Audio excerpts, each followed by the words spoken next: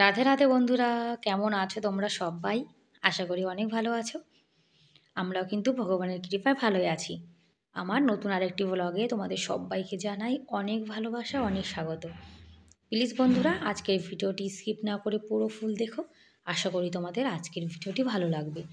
সকালে কিন্তু আশিবাসি সব কাজ হয়ে গেছে। আমি কিন্তু স্নানও করে নিয়েছি, রান্নাবান্নাও কিন্তু হয়ে গেছে।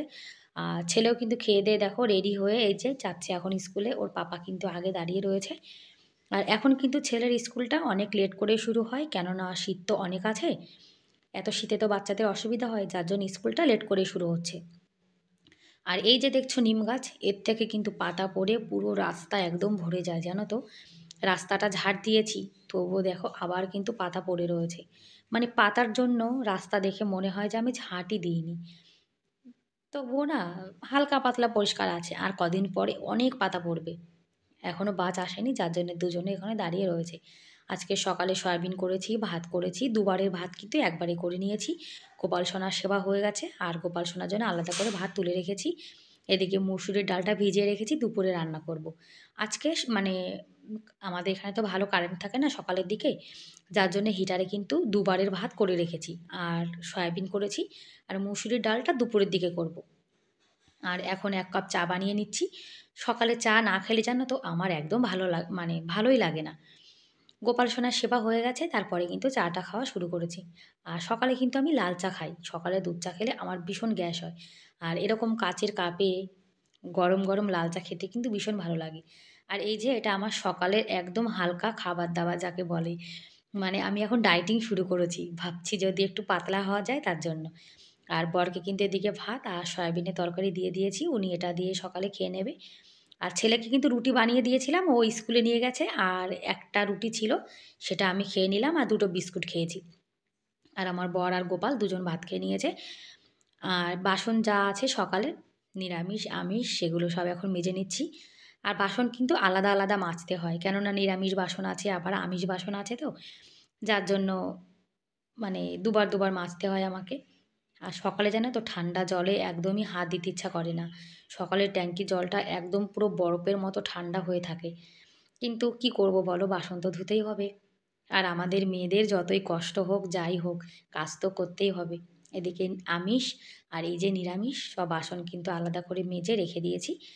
আর রান্নাঘরটাও পরিষ্কার করে নিয়েছি। আর এদিকে যে মানে কাপড়টা বিছানো ছিল ওখানে ম্যাট, সেটা না মানে একদম খারাপ হয়ে গেছে। তাই তুলে দিয়েছি। আবার একটা নতুন ম্যাট এনে এখানে বিছিয়ে দেবো। আর রান্নাঘরটাও কিন্তু পরিষ্কার করে নিয়েছি। রান্নাবান্না করার পর কিন্তু রান্নাঘরটা একদম নোংরা এলোমেলো হয়ে থাকে। যার জন্য রান্নাঘরটা পরিষ্কার করে নিলাম। দুপুরে শুধুমাত্র মুসুরির ডাল রান্না করলেই হয়ে যাবে। আর খেয়ে দেয়ে বাসন মেজে রান্নাঘর পরিষ্কার করে এখন এই যে ঘরের যে হালকা পাতলা ডাস্টিং ক্লিনিং যাকে বলে, সেটা করে নিচ্ছি। আর আমাদের ঘরে যা জিনিসপত্র থাকে সেগুলো যদি আমরা একটু হালকা হাতে প্রতিদিন পরিষ্কার করে রাখি, তাহলে কিন্তু আমাদের জিনিসগুলো দেখবে একদম ধুলোও পড়ে না, আর ভালোও থাকে। আর আমাদের এই যে এই জায়গাটা দেখছো, এখানে কিন্তু সবথেকে বেশি ধুলো আসে। কেননা আমাদের এই ঘরের মানে চকের উপরটা না ফাঁকা আছে। যার জন্য হাওয়ায় কিন্তু অনেক বালি উড়ে এসে পুরো জায়গাটা একদম ধুলো, ধুলো হয়ে যায়। যার জন্য প্রত্যেকদিন একটু পরিষ্কার করতে হয়। আর বন্ধুরা, তোমরা এখনও পর্যন্ত যারা ভিডিওটি দেখছো, তোমাদের যদি আজকের ভিডিওর কোনো অংশ ভালো লেগে থাকে, তাহলে প্লিজ একটা লাইক করে দিও। আর আমার চ্যানেলে তোমরা আজকে যারা নতুন আর ভিডিওটি দেখছো, তোমরা যদি এরকম ভিডিও দেখতে পছন্দ করো, তাহলে কিন্তু চাইলে আমার এই চ্যানেলটিকে সাবস্ক্রাইব করে আমার এই ছোট্ট পরিবারের পাশে থেকে যেতে পারো। আর এই কাজটি যারা অলরেডি করে দিয়েছো তাদেরকে অসংখ্য ধন্যবাদ। এদিকে কিন্তু আমার ঘর গোছানোর কাজ সব হয়ে গেছে। এখানে চারপাইটা কিন্তু সরিয়ে দিয়ে ওই রুমটায় রেখে দিয়েছি। আর এই যে বালতিটা দেখছো, আমরা যা জামা কাপড় ধোবো সেগুলো কিন্তু এর মধ্যে রেখে দিই। এই যে ছেলের স্কুলে জামা প্যান্ট সব রয়েছে, ঘরটা গুছিয়েছি, এবার জামা কাপড়গুলো ধুয়ে নেব। আর দরজাটা দিয়ে দেখো রোদ্দুর চলে এসছে। আর এদিকে ঘরও কিন্তু গুছিয়ে নিয়েছি। আর আমার গোপাল সোনা কিন্তু বসে বসে এখন টিভি দেখছে। ঘর বাড়ি গোছানো গাছানো থাকলে দেখবে দেখতেও যেমন ভালো লাগে, নিজের মনটাও কিন্তু ভালো লাগে। ঘর বাড়ি এলোমেলো থাকলে জানো তো একদম ভালো লাগে না। আর বিশেষ করে ঘরের আমাদের বেডটা যদি ক্লিন থাকে, তাহলে পুরো ঘরটাই দেখবে পুরো গোছানো মনে হয়। আর এদিকে একজন বসে বসে মহারাজজির কথা শুনছে। আমরা কিন্তু ফোনে তারপরে টিভিতে সবসময় কিন্তু অনিরুদ্ধ মহারাজজির কথা শুনি। আর এনার কথা কিন্তু আমার সবথেকে বেশি ভালো লাগে, জানো তো। মানে ইনি ভীষণ, ভীষণ ভালো একজন মানুষ যাকে বলে। এনার কথা যে শুনবে সে ভালো হতে বাধ্য হবে। মানে এনার কথাগুলো এত মিষ্টি, মানুষের মন কেড়ে নেয় জানো তো?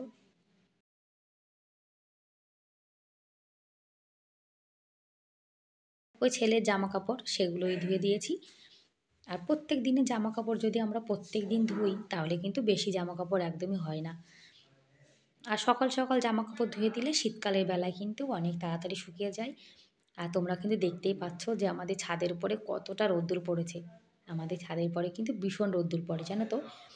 মানে যতক্ষণ সূর্যি মামা থাকে ততক্ষণ কিন্তু আমাদের ছাদের উপরে রৌদ্র থাকে। তা জামাকাপড় শুকানোর মানে কোনো অসুবিধাই হয় না। আর যখন বাড়িতে গেছিলাম, আমাদের বাড়িতে কিন্তু একদমই রৌদ্র পড়ে না। সব জামাকাপড় নিয়ে কিন্তু ওই যে তোমরা দেখেছিলে মাঠে যেতে হয়। আর আমার মা কিন্তু জামাকাপড় ধুয়ে প্রত্যেকদিন ওই মাঠে শুকাতে দিয়ে আসে। কেননা বাড়িতে তো একদম রৌদ্র পড়ে না, গাছপালা ভরা তো। আর রাজস্থান মরুভূমি এলাকা, এখানে শুধু মানে গাছপালা নেই, যার জন্যে রৌদ্র কিন্তু ভালোই পড়ে। আর গরমকালে এত রৌদ্র পড়বে ছাদের উপরে আসাই যাবে না জানো তো? এখন কিন্তু রোদ্দুরে ভীষণ তাপ, গরমকালের মতোই তাপ রয়েছে।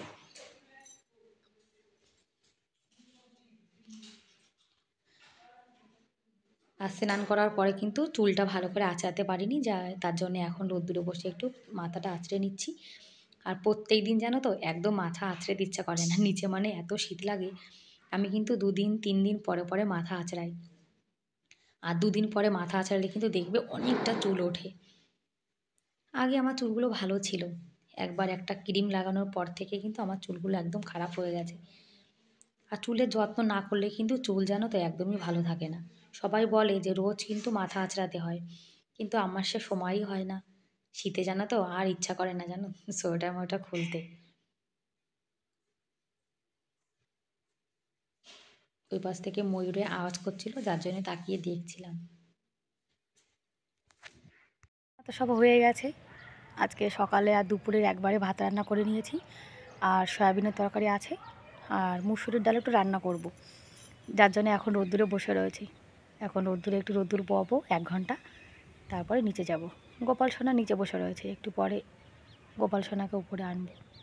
আর শীতকালে জানেন তো রোদ্দুরে বসে থাকতে ভীষণ ভালো লাগে। আর বেশিক্ষণ বসে থাকাও যায় না, গায়ে না জ্বালা পোড়া করে ভীষণ। রোদ্দুরে থাকলে গরম লাগে, আর নিচে গেলে আবার ঠান্ডা লাগে।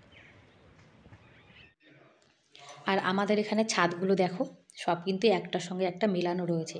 আমাদের এখানে যতই বাড়ি আছে সব বাড়ি কিন্তু একটার সঙ্গে একটা মেলানো থাকে। আর এই বাড়িটাতে দেখো কতগুলো মটকা সাজিয়ে রেখে দিয়েছে ছাদের উপরে। আর সুন্দর হাওয়া চলছে। শীতকালে হাওয়া চললে কিন্তু শীত আরও বেশি মনে হয়। আর ওই তোমরা দেখতে পাচ্ছ বাড়িতে একটা দেশি গরু বাঁধা রয়েছে।